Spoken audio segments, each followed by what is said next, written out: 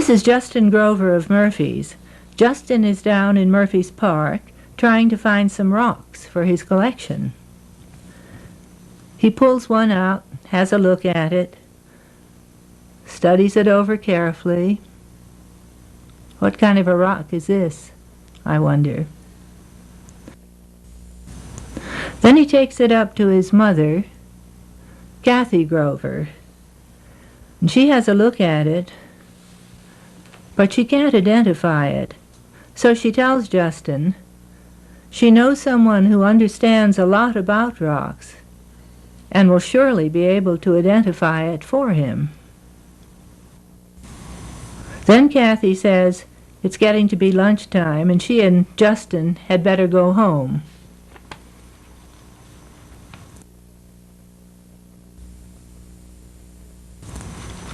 Now Kathy is on her way to the Murphy School to ask Dr. Smith what this wonderful rock can be. Hello, Kathy. Oh, hello, Dr. Smith. How are you? Fine. I hoped I might find you here. My son and I were down at the creek today at the park, and we found a rock, and I didn't know what it was, and he wanted to know what it was, and I realized how little I know about the rocks in Calaveras County. Are you holding your class this evening? Yes, I'm just getting these rocks ready to take in for the class tonight. Are you going to come to the class? Oh, I can't make it tonight. I have another class tonight, but perhaps we can talk a little bit while you get things set up.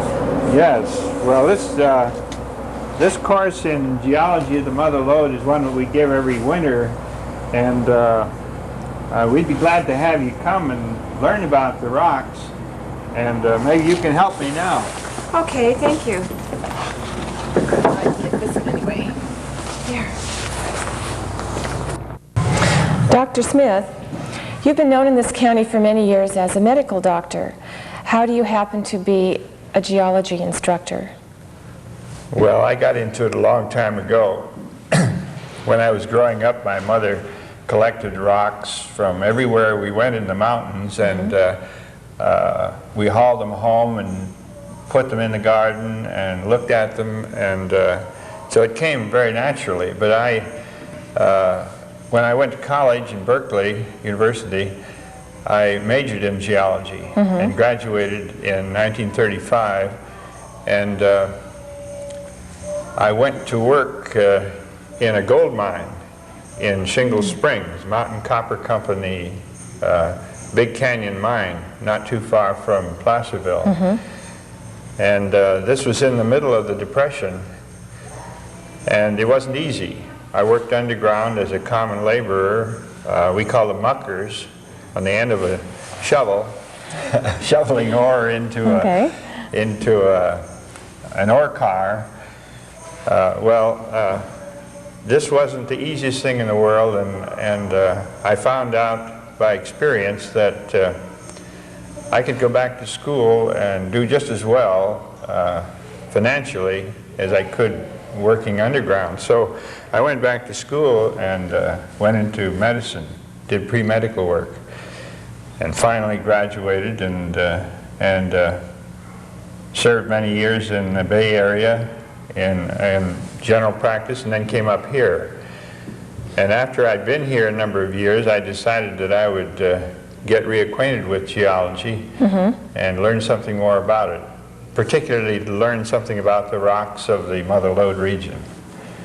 So we started this class. Oh, that's very interesting. That's you wear many hats, and you're still serving the people of Calaveras County in your retirement as well. That's most interesting. Well, it is interesting work. I don't consider this to be a public service. I do this because I enjoy doing it, and it's a lot of fun. As if you take the course that we give, you'll find out by experience that we have a lot of fun when we go out on field trips and look at these rocks. Would you like to know something about these rocks? Yes, I certainly would, since I won't be at the class. That'll be wonderful. These rocks on this side here are examples of granite, different forms of granite. This particular one that has a greenish dark greenish color and almost a violet in some areas is granite from up on Evetts Pass. And this chunk of granite, which has larger crystals in it than this, comes from up near Sonora Pass, up on Sonora Pass. The term granite is descriptive in that the rock has graininess to it, tiny grains of, like grains of wheat that are fused together, and they form an even textured rock that's fairly even sized grains. And that's where the term granite came from. This rock makes up a large portion of the rock of the central part of the Sierra Nevada, particularly in the region like where you can go up to Yosemite. All the massive walls are granite. And they're this grayish, the grayish granite, yes, rather than the... Well, there are different types of granite in different areas. In Yosemite you have a granite similar to this in Cathedral Peak region. Very large crystals of feldspar in the granite there. And this could be representative of the granite that's in the Half Dome region. Okay, well, there are many different types of granite throughout the Sierra.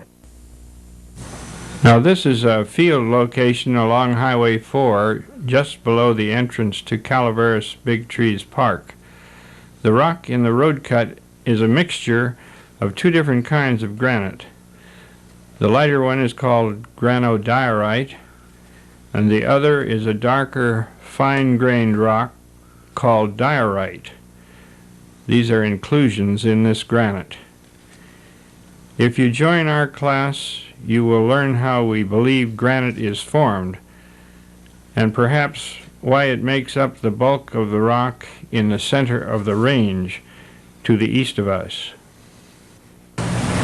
This gray rock, Kathy, is very common here in the Murphys area, particularly down behind the hotel and near the park, and then up on Rocky Hill behind the Murphys Meadows. This rock is fairly even grained, and the rock is heavy and it looks awfully hard, but actually you can scratch it with a knife, and if you put a little bit of acid on it, it'll fizz like a soda when you shake a bottle of soda. But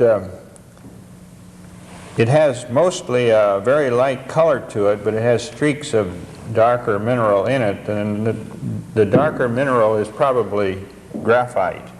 This rock was originally formed under the ocean and probably was made up of coral, a coral reef with other shells of other types of marine animals. And during the course of mountain building here in the Sierra Nevada, these rocks were compressed and affected by a great deal of heat, and it completely recrystallized the rock. So that the original rock, the original material that was sea life under the ocean, is now entirely different form. This is very common here in the Murphys region and also over at Columbia, the type of formations that you see over there. This location is in Murphys at the foot of Rocky Hill, the gray and white rocky hill behind the Bret Harte Conference Center. The large rocks you see are blocks of marble, the same type you see along the creek behind the Murphys Hotel and in Murphys Park near the bridge. This is marble which at one time in the course of its formation consisted of skeletons of organic life on the floor of a shallow ocean, perhaps 300 million years ago. The rock is fine-grained and appears hard and heavy. Actually, it wears down rather easily in running water and breaks down when subjected to weathering and organic acids. The resistant veins, or seams, which you see standing out, consist of fine-grained quartz, a much harder mineral than the marble. Over on this side here, I have some volcanic rock, which is very common here throughout the Sierra Nevada, and particularly this rock here is a mudflow volcanic, which we see up on top of the ridge between here and the Stanislaus River, the Murphy's Table Mountain region. I've always wondered what that was. You see that there are irregular fragments of volcanic material, gray in color, that's sort of fused together like a chunk of concrete. And the material that holds it together is just clay. And all this material comes down from a volcanic area similar to what's happened in the Mount St. Helens region in Washington.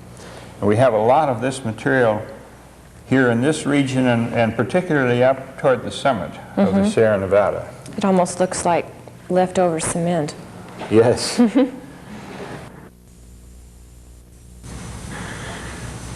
Now this is up on the ridge to the east of Murphy's, above Murphy's Ranch along Ponderosa Way. And this is a congealed volcanic mudflow. It originated from a volcano active some 9 to 15 million years ago, perhaps 15 or 20 miles to the east of us. It was the same type of volcano as Mount Shasta and Mount St. Helens in the Cascade Range. This rock over here is also common in this region, although not as common as the mudflow volcanics. This is an ashfall rock, and some of it is hard and some of it is relatively soft. It's fairly easily broken up, some of it, and some of it is fairly hard, so that, and if you put acid on this rock, even though it looks a little bit like the marble over here, you put acid on it, it doesn't fizz. And this rock originally was an ashfall from a volcano similar to Mount St. Helens 4 years ago. It blew out all this material and it settled down, and as it settled, it fused together. Some of it fused into almost solid rock. Rhyolite tuff is an explosive volcanic rock of very light gray or white volcanic material. This makes up this prominent field location just east of Valley Springs called Castle Rock. This is very similar material to that which blew out of Mount St. Helens in 1980. The rock is a part of what is known as the Valley Springs Formation, which consists of volcanic tuff, sandstones, and conglomerate, which were formed about 20 to 25 million years ago. This is an interesting bit of rock, that fairly good-sized chunk, but it represents the same type of rocks we have in the lower part of the county, rocks that we call Tombstone Rocks. They're actually originally volcanic rocks that extruded on the floor of the ocean, and they formed what we call pillow-like structures. When they were molten and they were cooled quickly as they came out on the floor of the ocean, they formed these large blobs of material that was crystallizing because of the temperature of the ocean around it. And this sort of a process is going on at the present time in the floor of the ocean in the Iceland region, and also out in the Pacific in the Hawaiian Islands. We have the same type of rock. This rock was originally on the floor of the ocean, and In the process of mountain building, it was shoved up and squeezed into these strange shapes that we see like tombstones throughout the lower part of the Sierra Nevada. The strangest of all rock formations we see in the lower elevations of the Mother Lode are these greenstone slabs, often called Tombstone Rocks. This location is next to the Highway 12 near the top of the hill east of Toyon. They were originally dark volcanic rocks deposited on the floor of a shallow ocean which existed here about 145 million years ago. They are very hard and resistant to weathering and erosion. Most of the Bear Mountain Range is made up of this rock to the south of the highway between Mountain Gate, which is above Valley Springs, and Angel's Camp. Now there's one other rock that I have here that has a lot of color to it. This is an interesting rock that we call Mariposite, named after our neighboring county, Mariposa County. But it's common along the Mother Lode, particularly in the gold region. You have tiny crystals of pyrite, iron pyrite in it, and also gold, free gold occurs in this rock. But this makes a very decorative rock that you see in many walls around this area.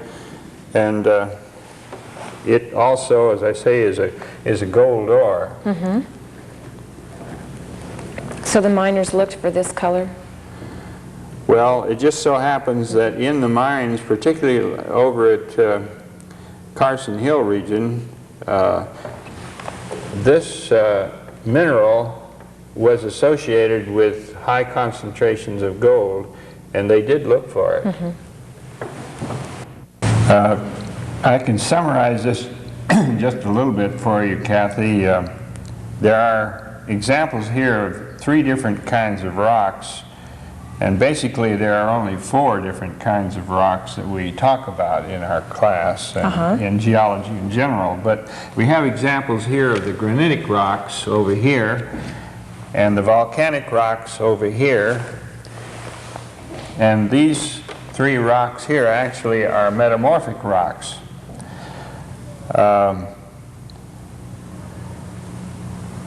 This course that we give in geology here is much more complex than what I've tried to discuss here.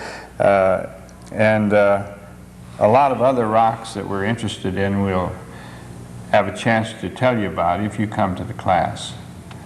Well, thank you very much, Dr. Smith. I really appreciate learning a little bit about the rocks in Calaveras County. At home now, when we're going on hikes and things, the rocks will have a lot more meaning for us, knowing that some were formed in the ocean and some came from volcanoes. I have one thing that I brought here that my son Dustin found at the creek. I wondered if you could tell me what this is. Yes, this is an interesting rock that's fairly common around in this region.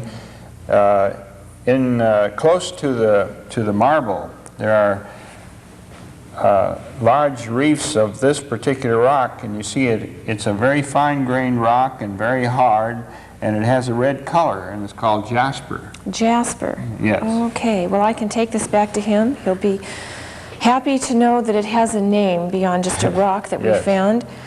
And again, I just thank you, and I know that I would learn a whole lot more by taking your class, and I hope I'll have that opportunity next time. Good. And I just appreciate your telling me all these things so much. Well, thank you very much, and all right. We'll see you again soon.